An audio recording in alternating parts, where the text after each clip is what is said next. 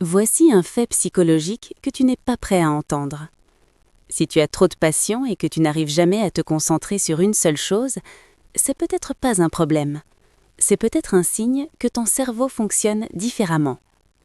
La société t'a toujours dit de te spécialiser, de choisir une voie, un métier, une passion.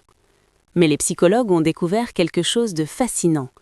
Les personnes qui ont des dizaines d'intérêts partagent des traits cognitifs extrêmement rares. Et une fois que tu comprendras ça, tu verras que ce que tu considérais comme ton plus grand défaut est peut-être ta plus grande force. Mais attention, ce que je vais te dire ensuite, ça va peut-être te mettre mal à l'aise, parce que ça explique aussi pourquoi tu te sens souvent incompris. Premier trait rare, la pensée divergente. Les psychologues appellent ça la capacité à générer plusieurs solutions à partir d'un seul problème. Ton cerveau ne fonctionne pas en ligne droite, il fait des connexions que les autres ne voient pas. C'est pour ça que tu passes de la guitare au code, puis à la philosophie, puis au design. Ton cerveau cherche des patterns, il connecte des domaines qui n'ont apparemment rien à voir. Et voici la partie douloureuse. Les gens autour de toi pensent que tu es dispersé, mais la réalité, tu construis une carte mentale que personne d'autre ne possède. Mais voici la partie que personne ne veut admettre et qui explique pourquoi tu te sens souvent seul dans ta tête. Deuxième trait rare, l'intensité émotionnelle et intellectuelle. En psychologie, on parle de surexcitabilité, un concept développé par le psychologue Casimir Dambrovski. Ton cerveau ne se contente pas d'apprendre quelque chose, il veut tout comprendre, tout ressentir, tout explorer. C'est pour ça que quand tu découvres un nouveau sujet, tu peux y passer des heures, des jours, tu dévores tout. Et puis, tu passes à autre chose. Les gens pensent que tu abandonnes, mais ton cerveau dit « J'ai extrait ce dont j'avais besoin. Maintenant, je vais chercher ailleurs. » Ce n'est pas de l'abandon, c'est de l'efficacité cognitive déguisée. Si ça te parle, c'est que tu avais besoin de l'entendre, parce que voici la vérité que tu évites depuis longtemps. Troisième trait rare, la tolérance à l'ambiguïté. La plupart des gens ont besoin de certitude. Ils veulent savoir exactement où ils vont, ce qu'ils font, qui ils sont. Toi, tu es capable de naviguer dans l'incertitude. Tu peux explorer sans savoir où ça mène.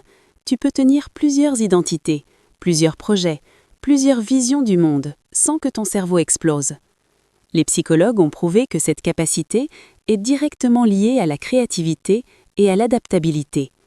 Dans un monde qui change constamment, les spécialistes risquent l'obsolescence. Les multipotentiels s'adaptent, ils pivotent, ils survivent. Ce que tu voyais comme de l'instabilité, c'est en fait de la résilience cognitive. Mais je vais être honnête avec toi, avoir ces traits rares, ça vient avec un prix. Le prix, la solitude intellectuelle. Tu as du mal à trouver des gens qui comprennent comment tu penses. Tu te sens souvent en décalage, incomplet, comme si tu devais cacher une partie de toi pour être accepté. Et la société te renvoie constamment ce message. Choisis, concentre-toi, arrête de papillonner. Mais voici ce que la psychologie dit vraiment. Les personnes multipotentielles ne sont pas cassées, elles sont juste câblées pour un monde que les autres n'ont pas encore compris. Alors voici ce que tu dois faire. Premièrement, arrête de te forcer à choisir une seule chose. Ton génie réside dans les intersections entre tes intérêts. C'est là que tu crées de la valeur unique. Deuxièmement, trouve ta métapassion. C'est le fil rouge qui relie tous tes intérêts. Peut-être que c'est résoudre des problèmes. Peut-être que c'est comprendre les humains. Peut-être que c'est créer. Cherche le pattern. Troisièmement, entoure-toi de gens qui pensent en système, pas en cases. Les multipotentiels se reconnaissent entre eux. Et surtout, arrête de t'excuser d'être curieux. La curiosité n'est pas un défaut, c'est un super pouvoir dans un monde obsédé par la spécialisation. Rappelle-toi, le monde n'a pas été construit par des gens qui sont restés dans leur voie. Il a été construit par des gens qui ont osé connecter des points que personne d'autre ne voyait. Léonard de Vinci était peintre, ingénieur, anatomiste, architecte. On ne lui a jamais dit de se concentrer. Alors la prochaine fois que quelqu'un te dit que tu as trop d'intérêt, souris, parce que tu sais quelque chose qu'il ne comprend pas encore. Tu n'es pas dispersé, tu es en avance.